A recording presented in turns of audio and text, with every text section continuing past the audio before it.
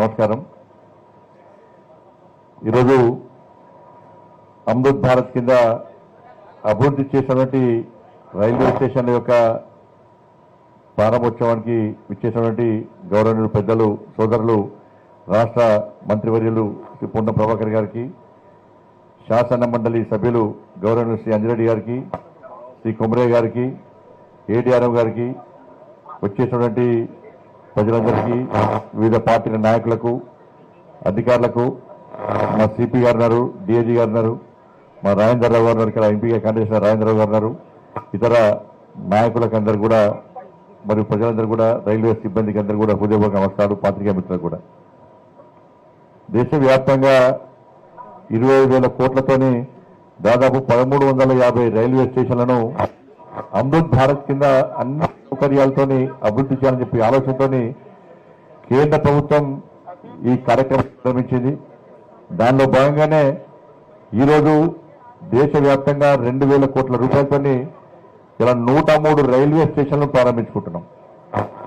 దానిలో భాగంగా కరీంనగర్, తెలంగాణలో కరీంనగర్, బేగంపేట్, వరంగల్ రైల్వే స్టేషన్ కూడా అభివృద్ధి చేసుకుంటున్నాం. ఈ కరీంనగర్ రైల్వే స్టేషన్ 27 కోట్ల రూపాయలతోని ఇలా అభివృద్ధి చేసుకుంటున్నాం. మనం మీకు తెలుసు, గతంలో రైల్వే స్టేషన్ ఏ విధంగా ఉండే, పొన్నం గారు చెప్పినట్టు వారన్నప్పుడు జరిగింది, తర్వాత నిరాశన జరిగింది, మధ్యలో మాత్రం గాయమైపోయారు.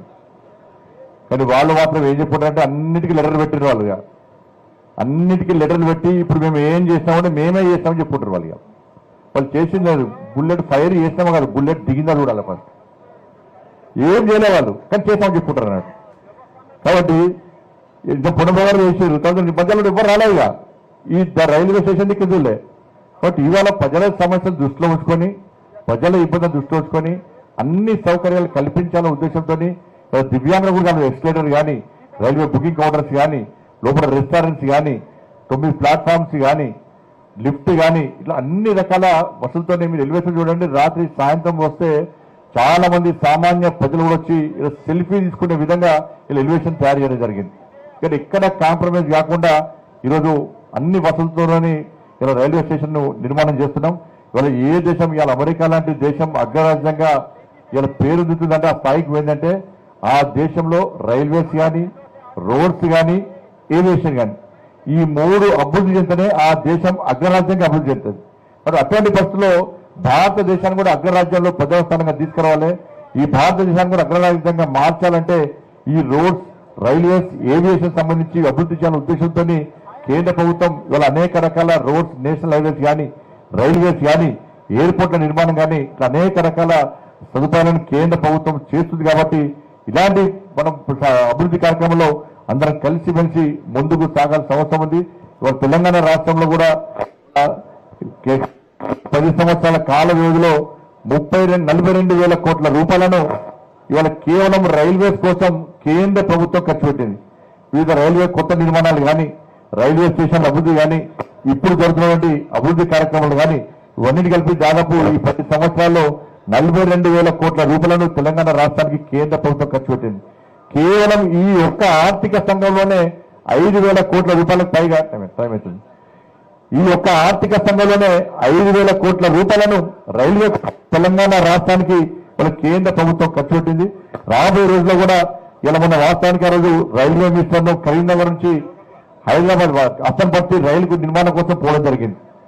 ఈ సందర్భంగానే అమృత్ భారత్ సంబంధించి ఒక డిస్కషన్ జరిగినప్పుడు నేను రైల్వే మంత్రితో కలిసి సార్ కరీంనగర్ లేదు సార్ కరీంనగర్, జమ్మిగుంట 2 రైల్వే స్టేషన్లు కూడా ఈ అమృత్ భారత్ పథకంలో ఏర్పాటు చేయండి, మీరు చేర్చుకోండి అని చెప్పిన తర్వాత సరే మొదటిసారి మీరు కోరుతున్నారు కాబట్టి ఈసారి కరీంనగర్ రైల్వే స్టేషన్ చేద్దాం, అమృత్ భారత్ కింద చేర్చడం జరిగిన తర్వాత నెక్స్ట్ స్కీమ్ లో తప్పకుండా జమ్మిగుంట రైల్వే స్టేషన్ కూడా ఇదే స్థాయిలో అభివృద్ధి చేయడానికి కూడా గౌరవ మంత్రి వారు ఒప్పుకున్నారు. కాబట్టి దాంతోపాటు మొన్న ఆర్ఓబి చేస్తూ 154 కోట్ల రూపాయలతోనే ఆర్ఓబి పనులు స్టార్ట్ అయినాయి.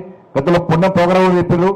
ఉప్పల్ రైల్వే స్టేషన్ సంబంధించి కూడా ఈ జూన్ నెలాఖరు వరకు ప్రజలకు సౌకర్యార్థం వచ్చిపోయే విధంగా కొంత వెసులుబాటు కల్పించే విధంగా కొంత నిర్మాణాన్ని పూర్తి చేయడానికి కూడా నిన్న ఆదేశాలు జారీ జరిగింది.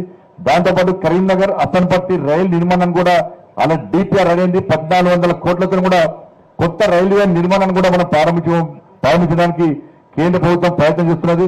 వారు చెప్పినట్టు రైల్వే కొత్తపల్లి తిరుపతి హైదరాబాద్ కరీంనగర్ తిరుపతి సంబంధించి కూడా ట్రాక్ సంబంధించిన సమస్య ఉంది కాబట్టి ప్రతి రోజు నడపడం చాలా ఇబ్బంది వస్తుంది, అది వీలు కాదని చెప్పి రైల్వే మంత్రి గారు చెప్పిన తర్వాత సార్ కనీసం 3 times అన్నా, వీక్లీ 3 times అన్నా, 4 times అన్నా నడపని చెప్పి గతంలో కూడా కోరడం జరిగింది.